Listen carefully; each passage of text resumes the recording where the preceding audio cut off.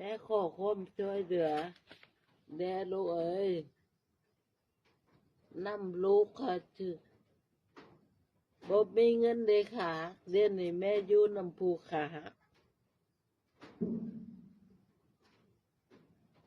ช่วยเหลือแม่แด่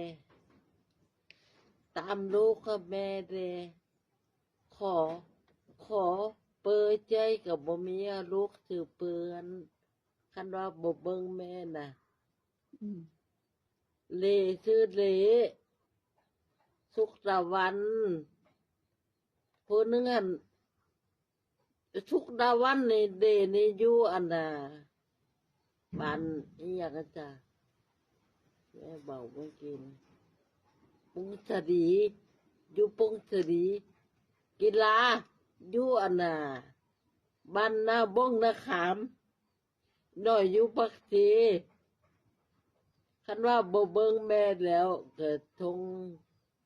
ซื้อเปื้อซื้อยาให้แม่แด่ซื้อในอยู่ในกินให้แม่แด่ขอความช่วยเหลือลูกเด้อ